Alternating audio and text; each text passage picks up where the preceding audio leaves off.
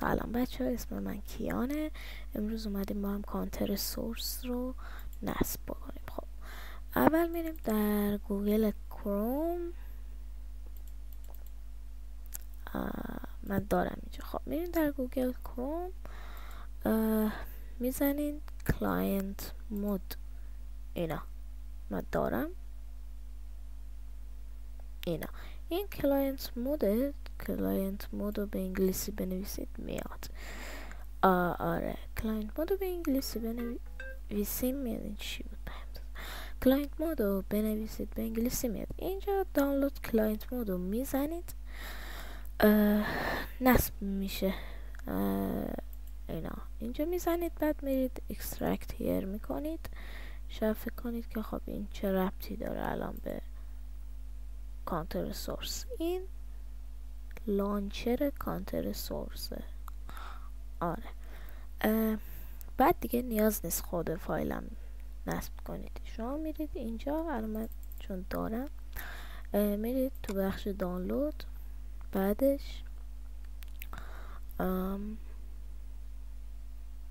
اینجا CML لانچر هست. اینو میاد چیز میکنید، اینو میاد ران میکنید. آره اکسترکت شد است. اینو میاد ران میکنید. وقتی نصب شد، فینیش شد، همچین چیزی برای شما میاد. آره اگرم بذاریم اونجا براتون ران کنم که بهتر ببینید، اینجوری شاید براتون راحت ترم باشه. بالاتر چرا پیدا نمی کنم؟ آها اینا ران که زدین، اینجا الان هست بهتون. اینجا انتخاب میکنید کجا بره کجا نره. اینجا اینستال رو میزنید. اینجا چون من نصب دارم دیگه طول میکشه، یه 6 گیگ دانلود میکنید و اینجا میاد الان بازیتون. من چون آپدیت کردم داره چکینگ میکنه. آره سرورها هم هست، اصلا بیشتر سرورها ایرانی هست. آره و من الان پلی هم میزنم که شما بهتر ببینید.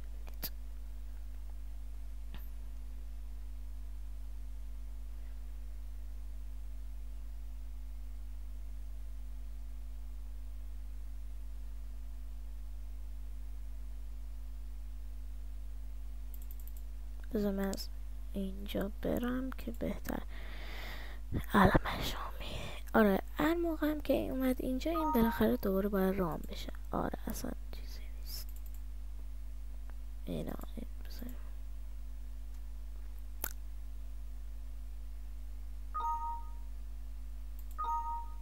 این آره رام.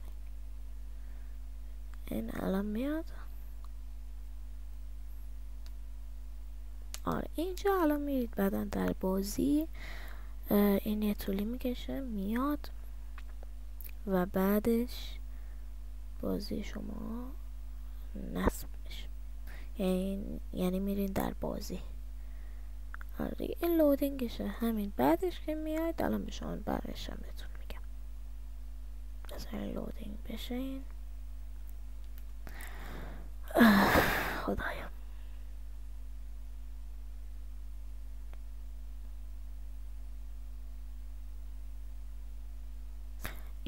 اینجا الان بازی نصب شده. اینجا من خودم نتونستم تو کارم، موسم نشانش معلوم نیست، ولی کلا اینجا بکشید بالا راحت پیدا میشه. اینجا فاین سرور رو سری میزنید، میارین این پایین. الان مثلا اینو من پیدا کردم شانسکی. اینجا بعدا شما با من کیبوردم الان وصل نیست، من وصلش کنم.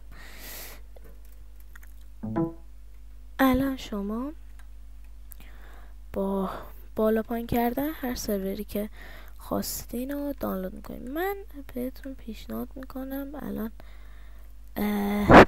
تکنونت ها ایرانین.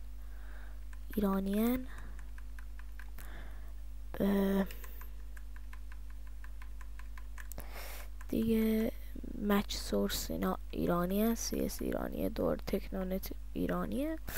اینا که مثلا جنرال اینا نوشتن، دوسیب مچ اینا ایرانیه، بهتون بگم که بدونی. آره اینم بود از برنامه دانلودی امروز ما.